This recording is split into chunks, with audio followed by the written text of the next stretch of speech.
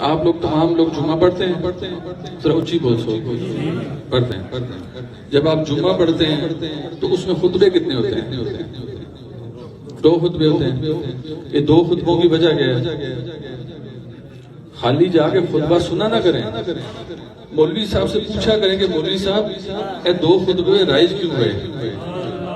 کیا ایک خطبہ دینے معاذ اللہ حضور اسلام تھک گئے سے کہ انہوں نے بیڑے نے ترجیح دیتی پھر اٹھ کے کھلوتے پھر خطبہ شاد بنایا؟ حضور علیہ السلام کی ذات وہ ذات ہے کہ میں جب غار حرا پہ خود جا کے چڑھا تو مجھے پتا چلا نبی کی ہستی کیا ہستی ہے۔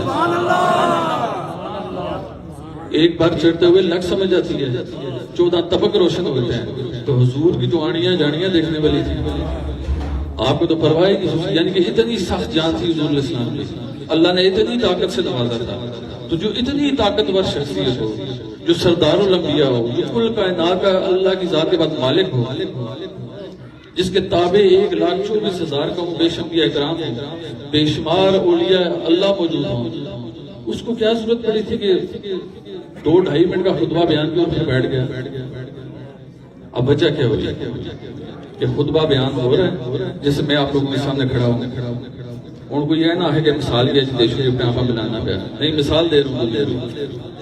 حضور علیہ السلام خطبہ ارشاد فرما رہے تھے تو جیسے صفیں لگی ہوئی تو لوگوں نے دیکھا کہ صفوں میں سے 2 شہزادے صفیں پھلانتے پھلانتے پھلانتے حضور علیہ السلام کے پاس پہنچے۔ اب حضور کا کوئی بھی عمل اللہ کے حکم کے بغیر نہیں ہوتا، جو بھی عمل ہوگا اللہ کے حکم سے ہوگا۔ تو حضور علیہ السلام کو وہاں پر کھڑے کھڑے کسی کا حکم آیا نا، حضور علیہ السلام نے اپنے خطبے کو روکا اور آپ اپنے مسند پر بیٹھے اور حسنین کریمین کی بات سنی۔ آپ نے کس کی بات سنی؟ جنت کے جوانوں کے سرداروں کی بات سنی۔ یہ جنت کے جوانوں کے سردار صفیں پھلانتے آ رہے ہیں تو جنت سے ہی کوئی چیز لے کے آ رہے ہوں گے کہ شاید امت کو یہ بتا دیں آپ۔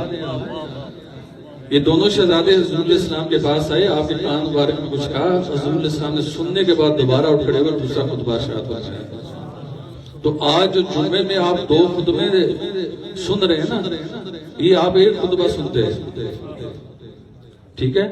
یہ 2 خطبے آپ ان جنت کے جوانوں کے سرداروں کی مرہون منت سن رہے ہیں۔ تو کیا ہو گیا کہ ان جنت کے جوانوں کا اتنا بڑا رتبہ ہو گیا کہ جمعے کا خطبہ بھی رک گیا۔